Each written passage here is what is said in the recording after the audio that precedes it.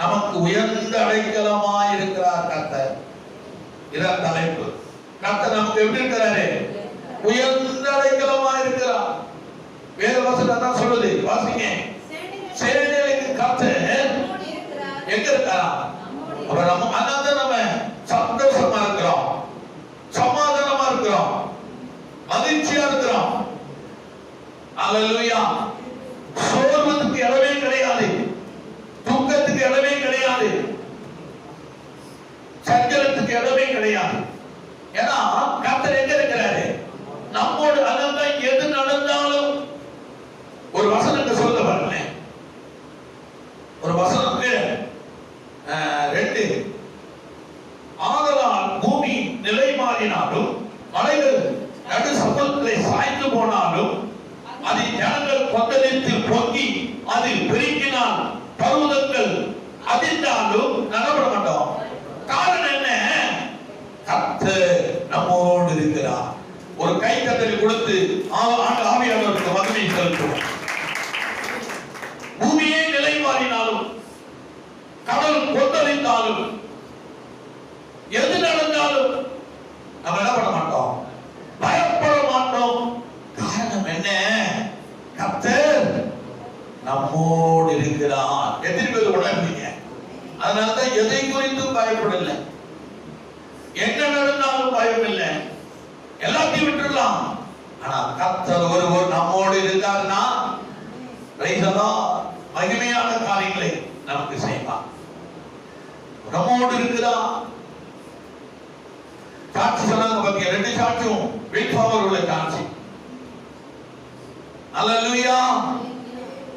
அப்ப சாட்சி கர்த்தர் நம்மை நிலைநாட்டுகிறதா இருக்கிறது. எது என்ன நடந்தாலும் பரவாயில்ல, நாம் என்ன பண்ண மாட்டோம், பயப்படும். காரணம் என்ன? கர்த்தர் நம்மோடு கூட இருக்கிறார், நமக்கு உயர்ந்த அடைக்கலமா இருக்கிறார். யாருக்கெல்லாம் தேவன் உயர்ந்த அடைக்கலமா இருக்கிறார் என்பதை குறித்து நாம் பார்க்க போகிறோம். சங்கீதம் 10, 17, 18 வாசிக்கலாம். சங்கீதம் 10, 17 வாசிக்கலாம். கர்த்தாவே, சிறுமைப்பட்டவர்களுடைய வேண்டுதலை கேட்டிருக்கிறீர், அவர்கள் இருதயம் ஸ்திரப்படுத்துவீர். அப்ப யாருக்கு உயர்ந்த அடைக்கலமா இருக்கிறாரா? சிறுமைப்பட்டவர்களுக்கு உயர்ந்த அடைக்கலமா இருக்கிறான். நம்ம அற்பமா நினைக்கலாம், இல்ல, கர்த்தர் உயர்ந்த அடைக்கலமா இருக்கிறார். பைபிள் சொல்லுது. இந்த வசனம் பாருங்க. சிறுமைப்பட்டவர்களுக்கு ஆண்டவருக்கு நாம் அதிகாரிலே ஜெபிக்கும் பொழுது ஆண்டவர் இதை எனக்கு உணர்த்தினார். நேற்று இரவு நாம் ஜெபிக்கும் பொழுது கர்த்தர் உணர்த்தினார். அதை உயர்ந்த அடைக்கலமா இருக்கிறார்.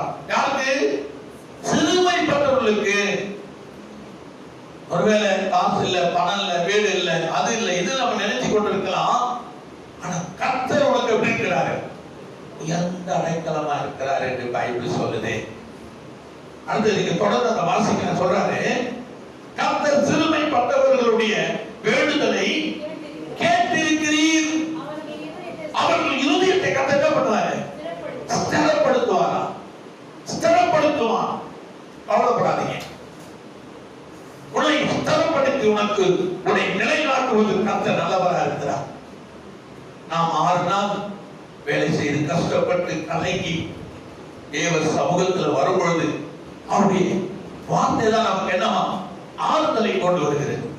அவருடைய வார்த்தை நமக்கு ஆறுதலை கொண்டு வருகிறது. அந்த ஆறுதலோடு நாம் போகிறோம்.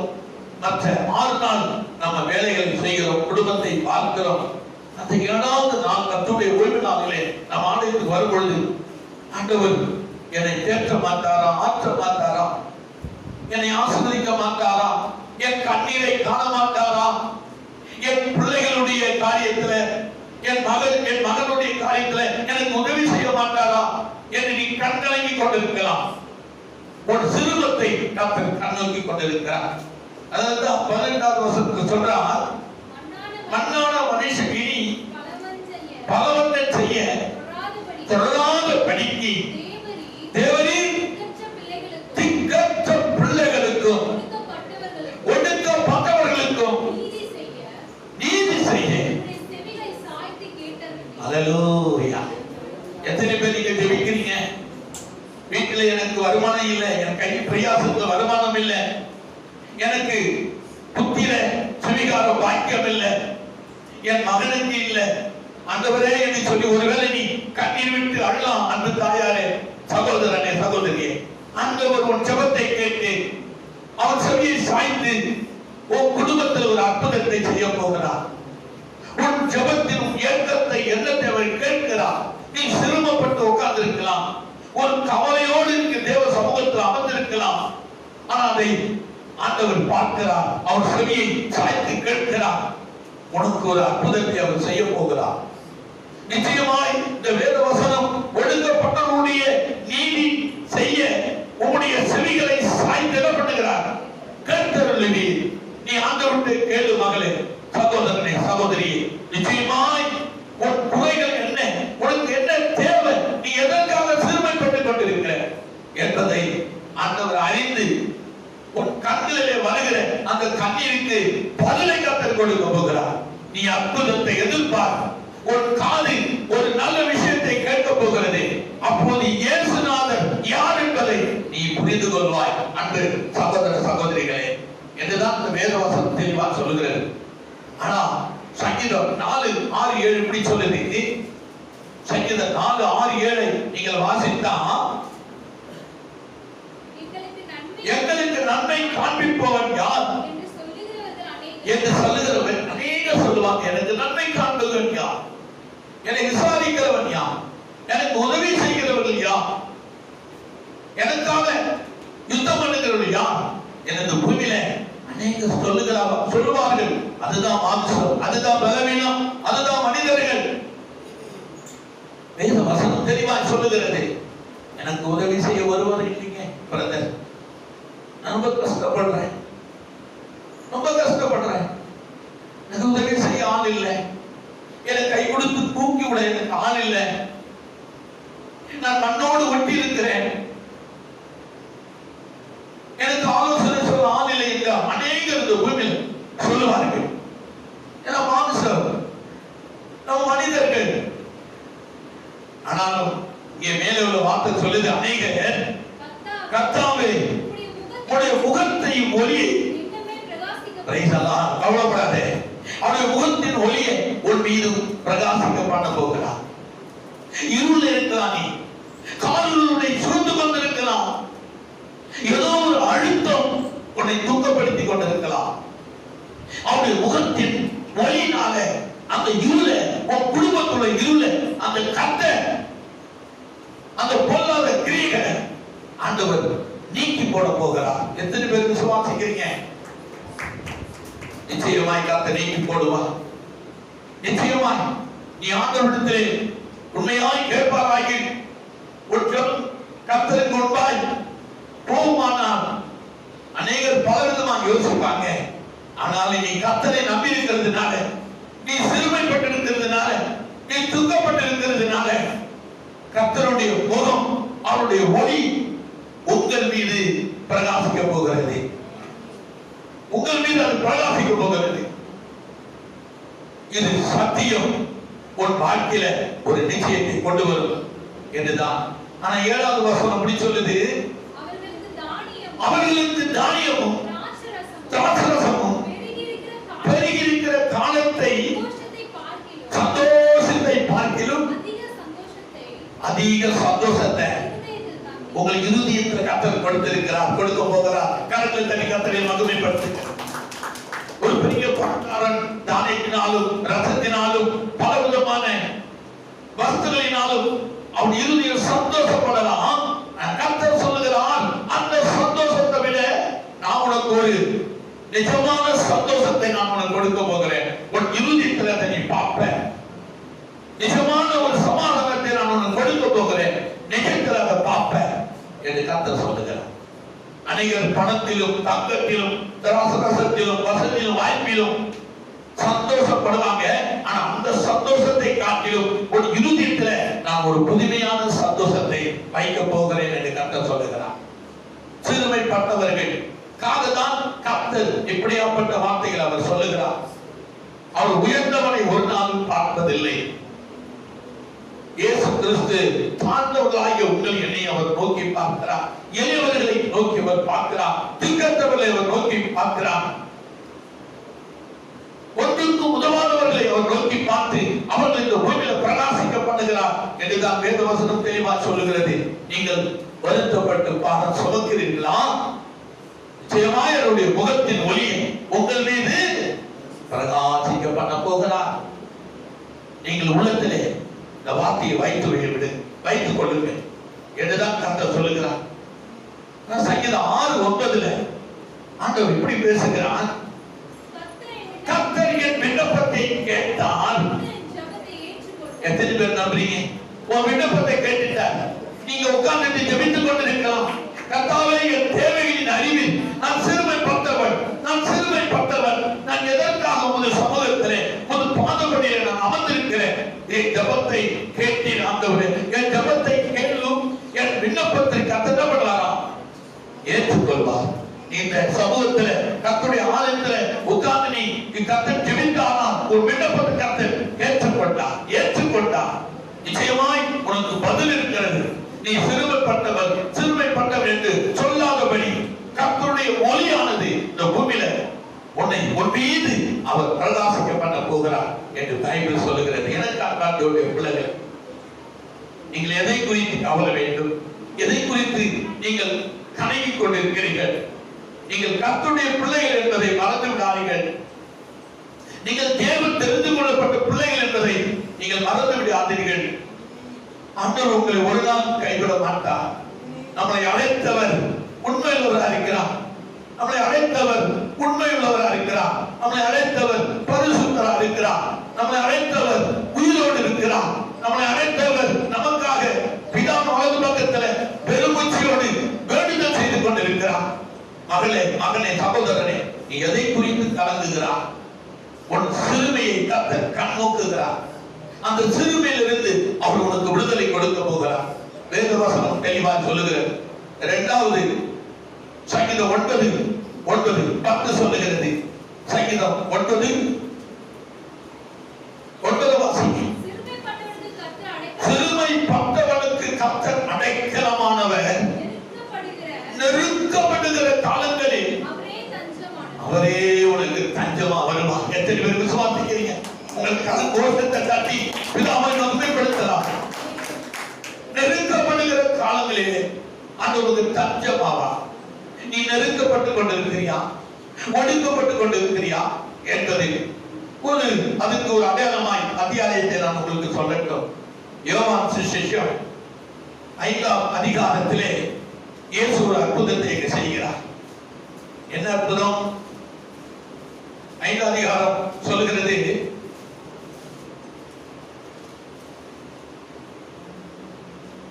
ஒரு அத்தியாயம் அங்கு இருக்கிறது. 5 வாசிங்களேன். 38 வருஷம் வியாதி கொண்டிருந்த ஒரு மனுஷன் அங்கே இருந்தான். படுத்திருந்த அவனை இயேசு கண்டு, அவன் எதிர்காலம் வெகுகாலம் 38 வருஷங்க. ஆனா இயேசுக்கு வயது என்ன? 31 தான். 30 வயதுல தான் அவர் ஊழியத்துக்கு வராரு. 3.5 வருஷம் தான் ஊழியம் செய்யறாரு. அப்புறம் அவரை நம்ம எல்லோரும் சேர்ந்து சிறுவில் அடைந்து விடுகிறோம். இதுக்கு மேல நீங்க அற்புதம் பண்ணக்கூடாது, அதிசயம் பண்ணக்கூடாது, ஏழை எளிய மக்களுடைய கண்ணீரை துடைக்க கூடாது என்று சொல்லி என்ன பண்றோம்? நாம் சிறுவில் இயேசுவை அடைந்து விடுகிறோம். ஆனா வியாதிப்பட்டவன் படுக்கையில் இருந்தவனுடைய வியாதி படுக்கை எத்தனை ஆண்டு? 38 ஆண்டு. அப்ப கர்த்தர் அவனை பிதாவுடைய மடியில் இருக்கும்போது அவனை கண்ணோக்கினார். அவனை கண்ணோக்கி கொண்டிருந்தார். எனக்கு அன்பான தேவனுடைய பிள்ளையே, நீ சிரமப்பட்டவள் என்று கர்த்தர் உன்னை பார்க்கிறார். உன் கஷ்டம் என்ன என்பதை கர்த்தர் கண்ணோக்கி கொண்டிருக்கிறார். உன் சிறுமை அவருக்கு தெரியும். உன் வியாதி அவருக்கு தெரியும். உன் வேதனை அவருக்கு தெரியும். உன் துக்கம் அவருக்கு தெரியும். நீ அனுதினமும் அழுது கொண்டிருக்கிற உன் கண்ணீரை கர்த்தர் வெகு காலமாக நீ அழுது கொண்டிருக்கிற, வெகு காலமாய் ஒரு அற்புதம் எனக்கு நடக்க வேண்டும் என்று நீ அழுது கொண்டிருக்கலாம். கர்த்தர் மீது ஒரு தாரத்தை நீ வைத்துக் கொண்டிருக்கலாம். ஆனால் கர்த்தர் அதை அறிகிறவராக இருக்கிறார். உன் ஜெபம் ஒரு காதிலே கேட்கப்படுகிறது. உன் ஜெபம் ஒரு கண்களால் பார்க்கிறார். அவர் ஆணி பாய்ந்த கரைத்தினால் உன் கண்களிலே வருகிற தண்ணீர் அவரை துடைக்கிறார். 38 வருஷமாய் படுக்கையில் இருந்த அவனை காண்கிறார், அறிகிறார். ஐயோ, 38 வருஷம் இவன் படுக்கையில் இருக்கிறானே, இவனுக்கு நான் உதவி செய்யட்டும். ஒரு நாள், 2 நாள், 3 நாள் படுக்கையில் இருந்தா உடம்பு எரியுங்க, படுக்க முடியாது. அப்பப்போ உதவியாளர் என்ன பண்ணோம், தண்ணீர துணியில துவைச்சு புளிந்து துடைச்சு விடணும். அப்பதான் அந்த சரீரம் நமக்கு ஒரு அழகா இருக்கு. இல்லை என்றால் சரீரத்தில் புண்ணு வந்துடும். இப்படி அப்படி உள்ள முடியாது, நடக்க முடியாது. இயேசு அதை பார்க்கிறார். சிறுமை பட்டவனுடைய கண்ணீரை, சிறுமை பட்டவனுடைய வேதனைகளை கர்த்தர் நீக்குகிறார். அதற்கு தான் இயேசு பரலோகத்திலிருந்து பூமிக்கு வந்தார். எதற்கு வந்தா? ஏழை எளிய திக்கற்ற சிறுமை பட்டவனுக்கு உதவி செய்யதான் கர்த்தர் வந்தார். அப்போ பரலோகத்திலிருந்து அவனை கண்ணோக்கினார். மனித வடிவத்தில் இயேசு கிறிஸ்துவாய் இந்த பூமிக்கு வந்தா, வந்து அவன் கிட்டே போகிறான். அவன் எத்தனை காலமா? வெகு காலமாய், வெகு காலமாய், 32 வருஷம் வெகு காலமாய் அவன் வியாதியிலே வேதனைப்பட்டு துடிக்கிறதை கர்த்தர் கண்டு அவன் அருகாமையிலே போகிறான். எவ்வளவு நல்ல தெய்வம்! உங்க வாழ்க்கையில் அற்புதம் பண்ண மாட்டாரா?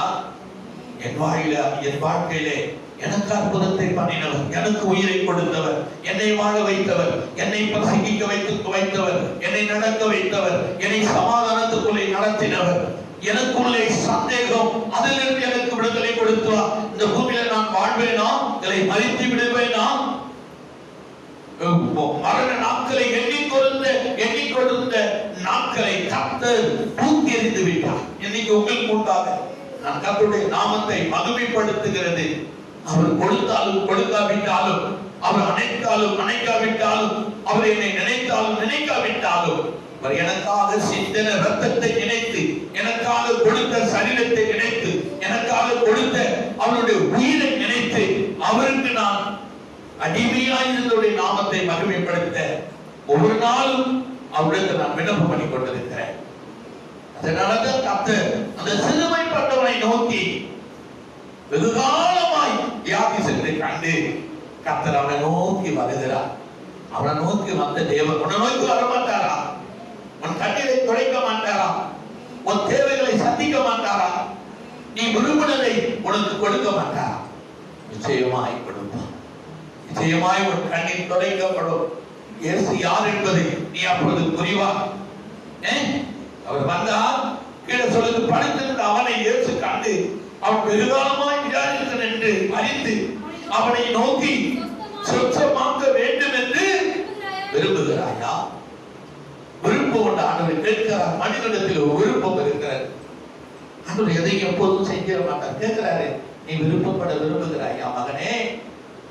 நீ வியாதியில படுத்திருக்கிறது என்னால் தாங்க முடியல, நான் உனக்கு சுகம் கொடுக்க விரும்புகிறேன், உனக்கு வாழ்வு கொடுக்க விரும்புகிறேன், நான் உன்னை பெரிய ஜாதியாக்க விரும்புகிறேன், என் முகத்தை உன்மே பிரகாசிக்க நான் விரும்புகிறேன், இந்த பூமியில உனக்கு ஒரு அந்தஸ்தை கொடுக்க நான் விரும்புகிறேன், நீ ஒரு பெரிய மனிதனாய் மாறுபடி, பெரிய மனுஷியாய் மாறுபடி நான் விரும்புகிறேன், உனக்கு சுகம் வேண்டுமா மகனே என்று அருகாமையிலே போய் கர்த்தர் என்று கேட்கிறான். அங்கே வேதம் கீழே சொல்கிறது, அதற்கு வியாதிஸ்த ஆண்டவரே தண்ணீர் கலக்கப்படும் போது அவன் நியாயமான ஒரு காரியத்தை சொல்ல, எனக்கு உதவி செய்ய ஆள் இல்லை, கையிலாவது கொடுக்க யார் இல்லை. தண்ணீர் 5 வருஷம், 1 வருஷம் ஒரு முறை தேவ தூதர்கள் வந்து பெதஸ்தாங்கிற எருசலேமிலே பெதஸ்தாங்கிற ஒரு குளம் உண்டு. அந்த குளத்திலே 5 பக்கமும் 5 மண்டபங்கள் உண்டு. தேவ தூதன் வருஷத்துல ஒரு முறை அல்லது 2 வருஷத்துல ஒரு முறை என்ன பண்ணுவானா, அந்த குளத்தை கலக்குவானா.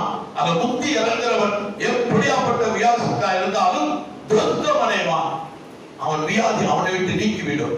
ஆனா இவன் முயற்சிக்கிறான், முடியல, முயற்சிக்கிறான், முடியல. நடக்க எழுந்திருக்கிறான், எழுந்திருக்க முடியல. அவன் நோய், அவனுடைய பலவீனம் அவனை மாற்றி ஒரே இடத்துல படுக்க வைத்திருக்கிற அதைதான் கர்த்தர் பார்க்கிறார். அதுதான் கர்த்தர் கண்ணோக்கி இறங்கி வந்தார்.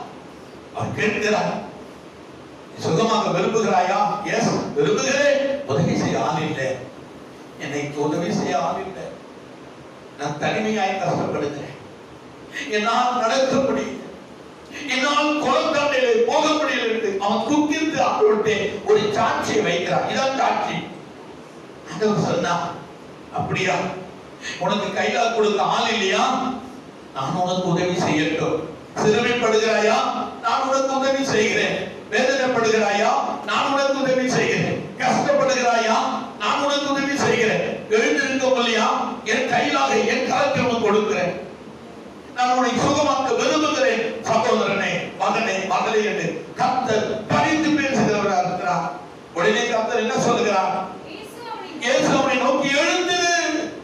கரத்தை தட்டி கர்த்தரை மகன் எழுந்திரு, உன் ஏழ்மையை விட்டு எழுந்திரு, உன் நோயை விட்டு எழுந்திரு, உன் பிரச்சனையை விட்டு எழுந்திரு, உன் கத்துகளை விட்டு எழுந்திரு, உன் பாரம்பரியத்தை விட்டு எழுந்திரு, உன் சந்தேகத்தை விட்டு எழுந்திரு. உன் நிலைமை மாறப்போகிறது, எழுந்திரு என்று சொன்ன பதில் ஒரே வார்த்தை தான், எழுந்திரு. நீ அமர்ந்த இடத்தை விட்டு எழுந்திரு. ஒரு அடையாளத்தை கர்த்தர் வைக்கிறார். நீ எழுந்திரு, உன் படுக்கையை நீட்டிக் கொண்டு எல்லாரும் பார்க்கட்டும்.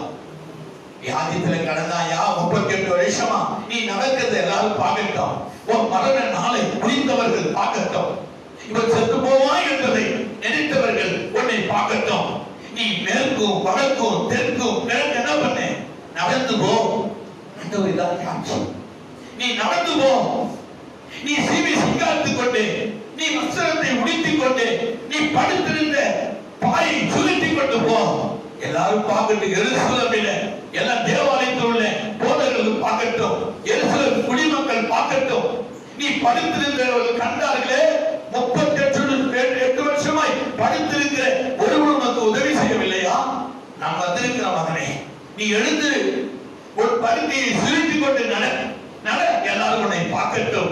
உன்னை கண்டவர்கள், உன்னை பார்த்தவர்கள், உன்னை கேள்வி செய்தவர்கள், உனக்கு மரண நாளை குறித்தவர்கள் எல்லோரும் உன்னை பார்க்கட்டும். நீ ராஜ்ய நடந்து போ. கர்த்தர் அவனை சொல்லுகிறார். உன்னை என்னை பார்த்து சொல்ல மாட்டாரா? மகனே, மகளே, சகோதரனே, அதற்கு தான் இயேசு கல்வாரியிலே வந்தார். அதுக்கு தான் கல்வாரியிலே ரத்தம் சிந்தினார். அதுக்காக தான் உனக்கும் எனக்கும் அவர் ஜீவனை கொடுத்தார். அந்த இயேசு இன்றைக்கு உயிரோடு இருக்கிறார். நீங்கள் அற்புதத்தை எதிர்பாருங்கள்.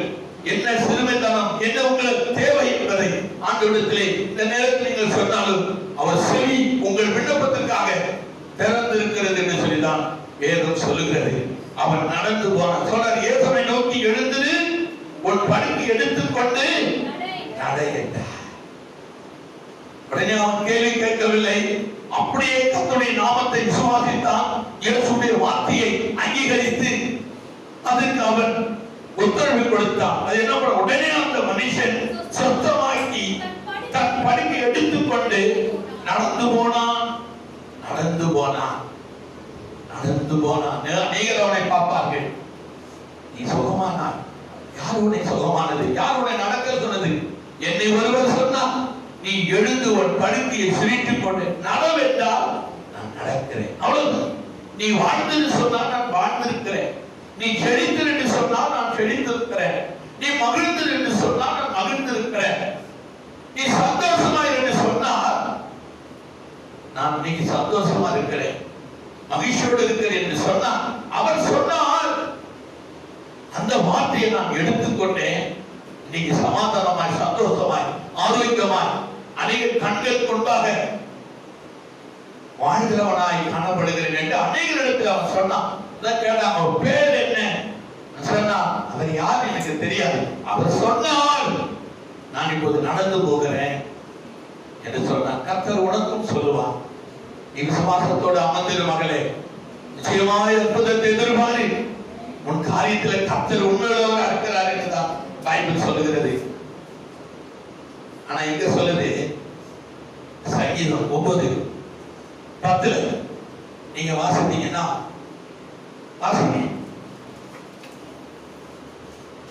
இதுதான் உங்களுக்கு அந்த ஒரு அடையாளத்தை நான் இயேசு செய்த அற்புதத்தை உங்களுக்கு நான் சொன்னேன்.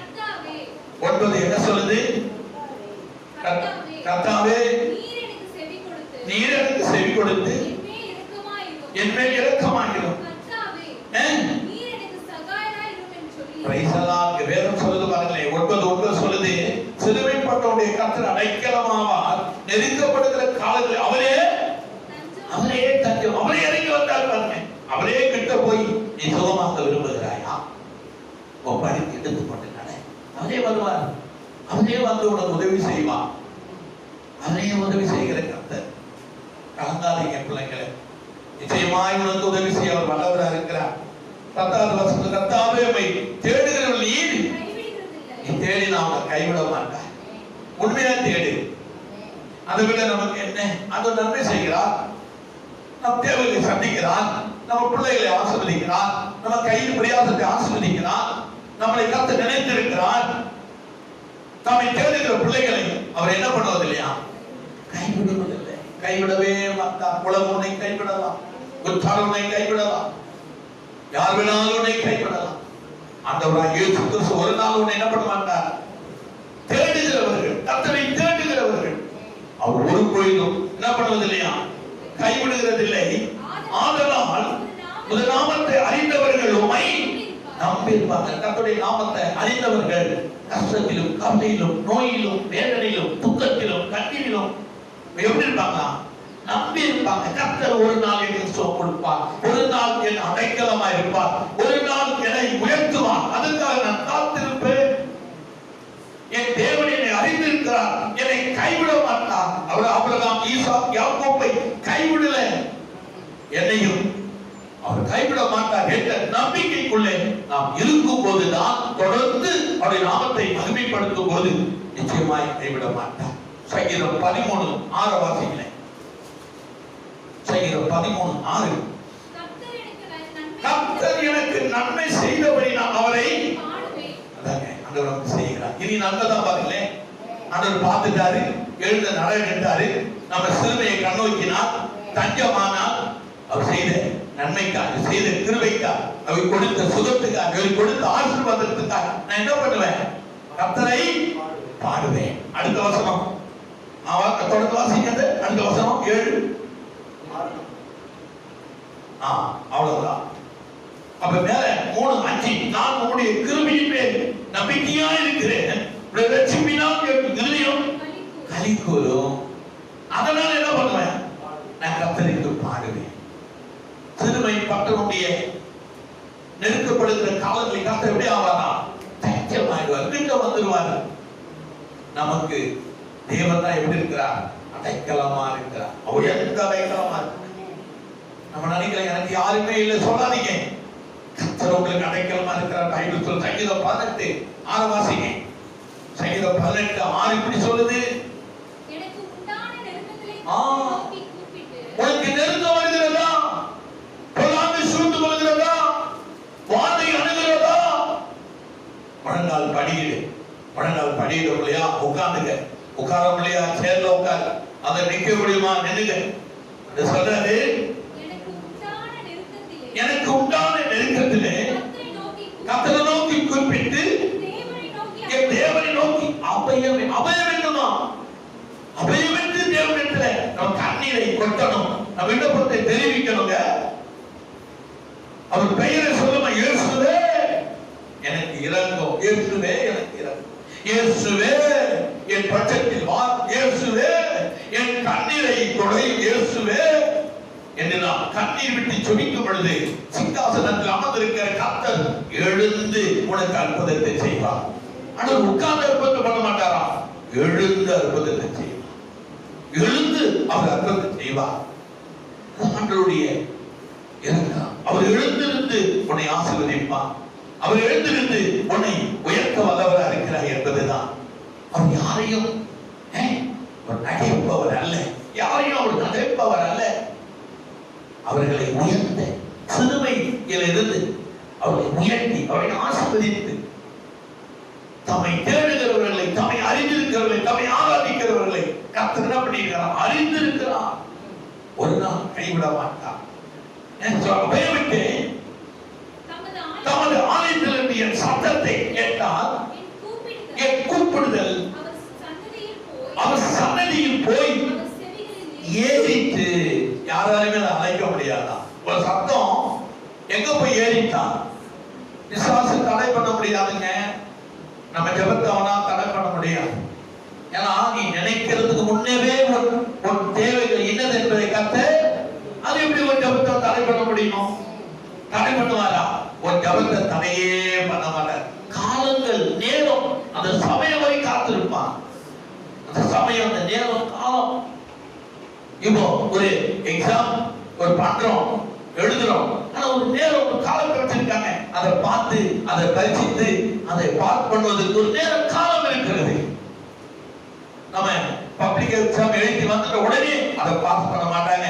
அது அதிகாரிகள் 1, 2, 3 அதிகாரிகள் அதை பார்த்து அதை பரிசீலனை பண்ணி இது கரெக்டா ரைட்டா என்பதை, கேள்விக்கு உள்ள பதில் கரெக்டா இருக்கிறதா என்பதை அதை ஆராய்ந்து அறிந்து பிறகுதான் அந்த பேப்பர் என்ன பண்றாங்க? பாஸ் பண்றாங்க. இந்த உலகத்தை விட பரலோகம் பர்ஃபெக்ட்டா இருக்கிறது. ஒரு ஜெபம், ஒரு விண்ணப்பம், ஒரு வேண்டுதல், ஒரு காதல் என்ன ஆயிடுச்சு? ஏறிச்சு. யாராலும் அதை எடுத்துக்கொள்ள முடியாது. கர்த்தர் யாக்கோபு தேவன் உனக்கு எப்படி இருக்காரு? உயர்ந்த அடைக்கலமா இருக்கிறார். சகோதரனே, சகோதரியே, நீ கவலைப்படாதே.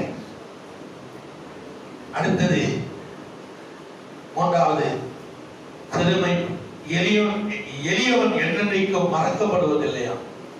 நான் எளியவையா இருக்கிறேன், தனிமையா இருக்கிறேன், ஒத்தாசை இல்லை, யாரும் எனக்கு அப்படி சொல்லலாம். ஆனா சொல்றாரு, நான் உனக்கு உதவியா இருக்கேன் சொல்ல. வசனம் 9:18, சங்கீதம் 9:18 வாசிங்க. ஆனா சொல்றாரு, எளியவன் என்றென்றைக்கும். ஹல்லேலூயா. எளியவன் சொல்றாரு, என்னன்னைக்கு நீங்க நான் என்ன பண்ணுவதில்ல? மறக்கப்படுவது. எளியவன் என்றென்றைக்கு மறக்கப்படுவதில்லை. சிறுமைப்பட்டவனுடைய நம்பிக்கை ஒரு பொழுதும் கெட்டு போவதில்லை. கரங்களை தட்டி கர்த்தரை மகிமைப்படுத்தி. நீ கர்த்தரை நம்பிக்கை வைத்திருக்கிறியா? அவர் நம்பி ஒரு காரியத்தில் இறங்கிறியா? கெட்டு போவாது.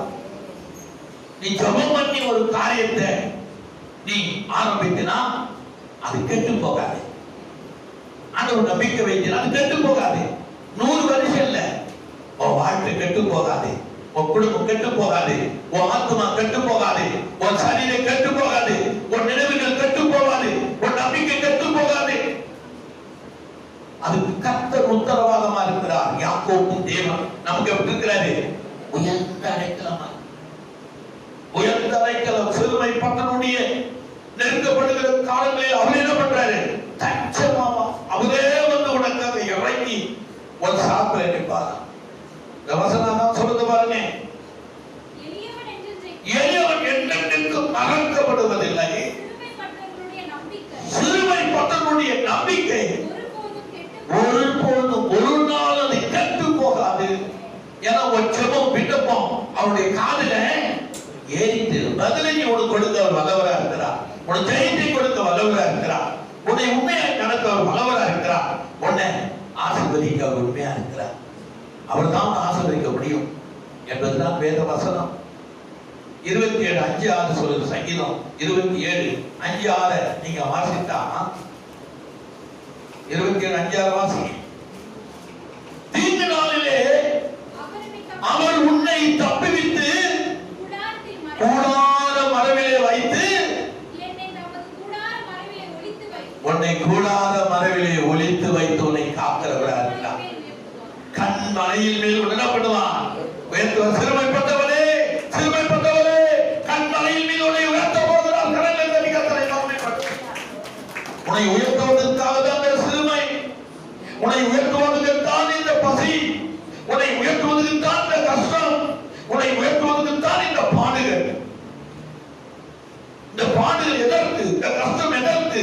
இந்த கண்ணீர் எதற்கு? இந்த உபவாசம் எதற்கு? இந்த அழை எதற்கு? சிறுமை எதற்கு? உன்னை கண்மலையின் மேல் இயேசு கிறிஸ்துவின் நாமத்தினாலே உன்னை உயர்த்துவதற்காகவே இந்த சிறுமையை தேவன் கொடுப்பார் என்பதுதான். 6வது வசனம் என்ன சொல்லுது? இப்பொழுது என் தலை என்னை சுற்றிலும் இருக்கிற என் சத்துருக்களுக்கு மேலாக உயர்த்தப்படும். Praise the lord. நம்புறியா? நீ நம்புறியா? உன் சத்துருக்கள் உன்னை சூழ்ந்திருக்கிறார்கள், அந்த சத்துருவுக்கு மேலாக ஒரு தலை உயர்த்தப்படும். எத்தனை பேர் நம்புற? கரங்களை தட்டி கர்த்தரை மகிமைப்படுத்து. உன் சத்துருவுக்கு மேலாக கர்த்தர் உன் தலையை உயர்த்த போகிறார். உன் தலையை உயர்த்தி கண்மலையின் மீது உன்னை நிலைநாட்ட போகிறார். நீ சிறுமை மாற போகிறது, கண்ணீர் மாற போகிறது, உன் கவலை மாற போகிறது, உன் வியாதியிலிருந்து பரிபூர்ண சுகத்தை நீ பெற போகிற, உன் நம்பிக்கை உனக்கு வாய்க்கப்பட போகிறது. உன் காரியத்திலே கர்த்தர் உனக்கு காரியத்தை வாய்க்கப்பட வெற்றி உள்ளவராய் யாக்கோபின் தேவன் உனக்கு உயர்ந்த அடைக்கலமா இருக்கிறார் என்பதுதான் வேதவசனம் சொல்லுகிறது. கண்மலையின் மீது ஒரு சத்துருக்கு முன்பாக உன் தலையை கர்த்தர் என்ன பண்ண போகிறார்? உயர்த்த போகிறார். நீ காத்துடு. எத்தனை நாள் தான் சொல்ல வாங்கிட்டு இருப்ப? எத்தனை இல்லாத பிரச்சனை. எல்லாத்துக்கும் கணக்கு உண்டு. ஒரு கணக்கு இருக்கிறது, அந்த கணக்கு தப்பி வைக்காது. உன் கண்ணீருக்கு கணக்கு இருக்கிறது, உன் ஜெபத்துக்கு கணக்கு இருக்கிறது. கர்த்தர் சொல்லுகிறார், உன் கண்ணீர் என் தொழுத்தில் அல்லவோ, உன் ஜெபம், உன் கண்ணீர், உன் வேதனை, உன் துக்கம் என் தொழுத்தில் அல்லவோ இருக்கிறது. அதை நான் அனுதினமும் பார்த்துக் கொண்டிருக்கிறேன். உன் சத்துருக்கு முன்பாக உன் தலை என்ன பண்ண போறேன்? உயர்த்த போறேன். காத்துரு. ஆண்டவர் அந்த நாளை வச்சிருக்கிறார். அப்ப எல்லோரும் உன்னை அண்ணாந்து பார்க்கிற அளவுக்கு கர்த்தர் உன்னை உயர்த்த நல்லவரா இருக்கிறார். மகனே, மகனே, சகோதரனே என்றுதான் வேதம் தெளிவா சொல்லுகிறது. சங்கீதம் 18:19 வாசி. சங்கீதம் 18:19. பாருங்க, ஒரு தலையை வந்து உயர்த்துகிறார்ல. ரெண்டாவது சொல்றாரு, உன்னை விசாலமான இடத்திலே என்னை கொண்டு வந்து என் மேல் பிரியமாய் இருந்தபடினால் என்னை தப்புவித்தார். உன்னை தப்புவிப்பார். எல்லா விஷயத்திலும் உன்னை தப்புவிப்பார். மரண கத்திலிருந்து உன்னை தப்புவிப்பார். பொருளாதார காரியத்தில் தப்புவிப்பார். இந்த உலகத்தில் தப்புவிப்பார். வறுமையிலிருந்து தப்புவிப்பார். சிறுமையில் தப்புவிப்பார். கஷ்டத்தில் தப்புவிப்பார். எல்லாத்தையும் உன்னை தப்புவிக்க ஒரு பட்சத்தில் அவன் இருக்கிறான் என்றுதான் வேதம் சொல்லுகிறது. 30 வாசிங்க. 30 வாசிங்க. தேவனுடைய வழி உத்தமமானது. பொய் சொல்ல மாட்டார். அவர் பொய் சொல்ல மாட்டார். அவர் வழி உத்தமம். அவர் சொல் உத்தமம். அவருடைய வாக்குத்தத்தம் உத்தமம். ஒருவேளை நான் தான் பொய் சொல்லிட்டு என்னுடைய ஆசீர்வாதத்தை இழந்து போகிறேன், நான் தான் பொய் சொல்லி நான் தன்னுடைய நாமத்தை அறிந்து கொள்ளாமல் என்னை வேறுபாட்டிலே நடத்தி கொண்டு அவருடைய வாக்குத்தத்தத்தை அடையாமல் போகிறேன் தவிர, அவர் எப்படி இருக்காராம்? அவருடைய வார்த்தை எப்படி இருக்கிறது? தேவனுடைய வழி உத்தமமானது. கர்த்தருடைய வசனம் புடமிடப்பட்டது. அது ஜெயத்தை கொடுக்கிறது, பலமை கொடுக்கிறது, உயர்வை கொடுக்கிறது, ஐஸ்வர்யத்தையும் ஆசீர்வாதத்தையும் கொடுக்கிறது, விடுதலை கொடுக்கிறது, ஒரு தலையை உயர்த்தப்படுகிறது, உன்னை அபிஷேகிக்கிறது, உன்னை திருப்தியாக்குகிறது. புடமிடப்பட்டது. புடமிட்டு தான் எழுதப்பட்டிருக்கிறது. ஆவியானவரால் எழுதப்பட்டிருக்கிறது. அவர் வார்த்தைகள் எல்லாம் புடமிட்டு இருக்கிறது. 2 பக்கமும் சப்பாத்தி ரொட்டியை சுட்டு சாப்பிட ரெடியா இருக்கிறது. ஒரு பக்கம் ரொட்டி போட்டா அது சுடாது. 2 பக்கமும் சுட்டு ரெடியா வச்சிருக்கிற, இதை சாப்பிடு. அத புடமிடப்பட்டது. நல்லா சுட்டு நல்ல சுவையா இருக்கிறது கர்த்தருடைய வார்த்தை. அதனால வேதம் கர்த்தரை கர்த்தருடைய வார்த்தையை ருசிக்கிறவர்கள் பாக்கியவான்கள். கர்த்தர் நல்லவர் என்பதை ருசித்து பாருங்க. நல்ல அப்பம் போட்டு வச்சிருக்க, 2 பக்கம் சுட்டு வச்சிருக்கிற புடமிடப்பட்ட அப்பம், புடமிடப்பட்ட வார்த்தை 2 பக்கமும் சுத்தி நம்ம வாழ்க்கைக்கு, நம்ம பசிக்கு, நம்ம உயர்வுக்கு ஏற்றதாயுடைய அப்பம் நமக்கு இருக்கிறது. அதை நீ புசிக்கும் போதுதான் உன் உயர்வு, உன் ஆசீர்வாதம், உன் மகிமை, உன் கிரீடம், உன் தலை உயர்த்தப்படும் என்பதை வேதம் சொல்லுகிறது. என்ன சொல்றாரு? உத்தமமானது வசனம் புடமிடப்பட்டது. தம்மை நம்புகிற அனைவருக்கும் அவர் எப்படி இருக்கிறார்? ஓ, கரங்களை தட்டிக்கிறது. தம்மை நம்புகிற அனைவருக்கும். அது யாரா இருக்கிறாங்க? யூத மட்டும் இல்ல, இஸ்ரவேல் மட்டும் இல்ல, அது யாரா இருக்கிறாங்க?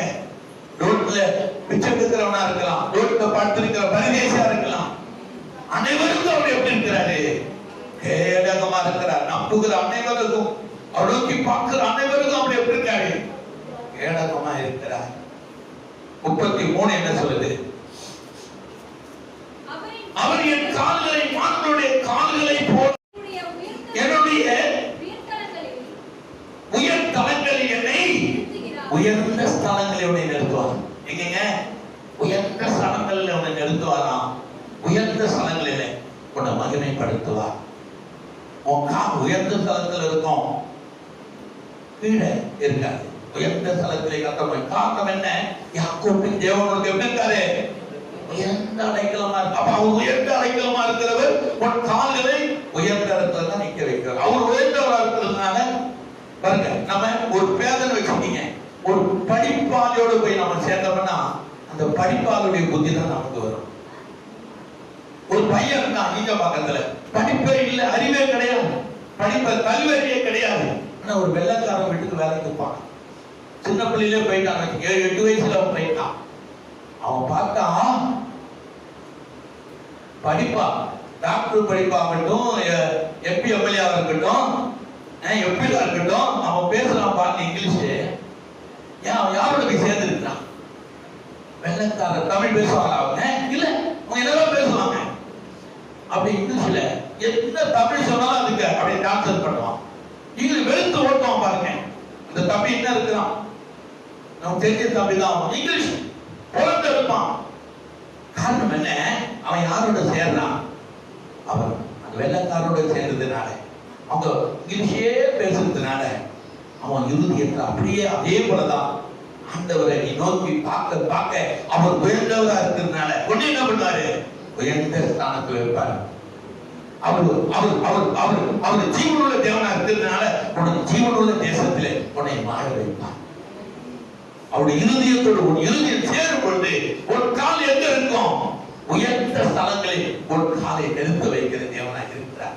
இதுதான் வேதம் தெளிவாய் சொல்லுகிறது. 35 வாசிங்க. உம்முடைய ரட்சிப்பின் கிழக்கத்தை எனக்கு தந்தீர், உமது வலது கரம் என்னை தாங்கும், உமது காருண்யம். ஓ, கரங்களை தனியாதரை மகிமைப்படுத்துங்க. காருண்யம், அவருடைய ஆசீர்வாதம், அவருடைய புறப்பட்ட வசனம், அவருடைய வாக்குத்தத்தங்கள் நம்மளை என்ன படுத்துமா? காருண்யம். அவருடைய காருண்யம் நம்மளை பெரியவனாக்கிறோம்.